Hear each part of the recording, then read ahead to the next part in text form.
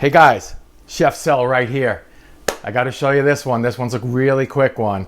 I ketoized an otherwise non-keto carb-filled breakfast casserole. It's a delight. Listen, here's what it is. It's a coconut almond French toast casserole. Yeah, exactly. Here's what we're going to do to start. You have to have keto bread, right? Here it is. I made it myself with the help of King Arthur's keto wheat flour, all right? Now this bread, I have 8 slices. You got to cut it thick like Texas toast, 3/4 of an inch. Let it sit out for a day. The original recipe says to, bake it 306 minutes, and you don't have to do all that. Just leave it out. It'll get nice and tough. Overnight would be nice too. All right, so I did that, right? I have 3.5 cups of half and half. I have another delicious sugar here. Boom, King Arthur. Otherwise, we have 6 eggs. We have about 5 tablespoons of the sugar I told you about. Alternative here. Tablespoon. You can go 1/2 tablespoon of cinnamon if you want, if you're not too cinnamony, but I am. Look at this. Exciting, right? Teaspoon of vanilla extract, pinch of salt. Now into this, 3.5 cups of half and half here, right there. We're gonna pour all these ingredients, whisk it up, dip, Pam this, and then shingle it. Yeah, shingle it meaning you do it like this. Not a big deal. See, you kind of layer it. All right, you lean them against each other. All right, so let me get that set up, and then after that I'm going to show you about these ingredients here, which is like a crumble you put on top. But let's do one thing at a time, okay? Let's get set up first.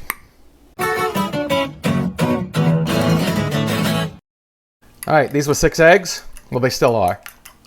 And send it into that half and half. Dry. That cinnamon I told you about, in. King Arthur, keto, sugar replacement, in. Pinch of salt, 1/2 teaspoon, if you don't know what a pinch is. Teaspoon, vanilla. Okay, that's done. All whisked together. Here's my bread. It's bread, but it's good bread. It's keto bread.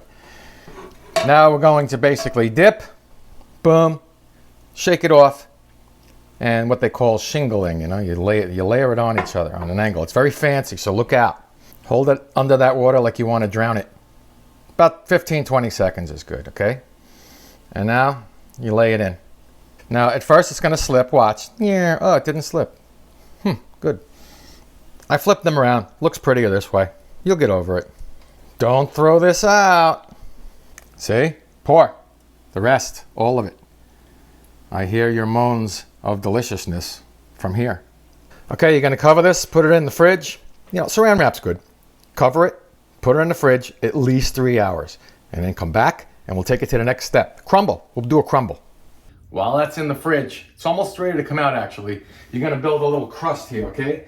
Give me 1/3 cup, plus separated 1/4 cup, and unsweetened coconut right here, 1/2 cup. See it? And the same unsweetened coconut, separated 3 tablespoons and 5 tablespoons of that baking sugar alternative by King Arthur. By the way, all this great stuff, the King Arthur stuff, the Wholesome Yum, all of this stuff, I'm going to give you links in the description. So if you can't get it at the store, you click that, boom, you just get it. All right, beautiful. 5 tablespoons room temperature butter, 1 egg, 1 egg yolk.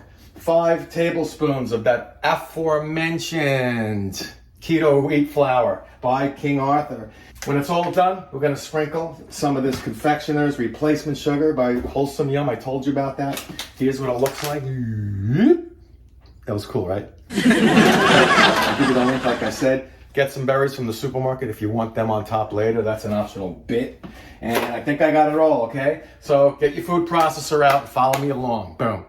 1/2 cup unsweetened coconut, 1/3 cup sliced almonds, the flour we talked about, keto sugar, talked about, pinch of salt, pulse,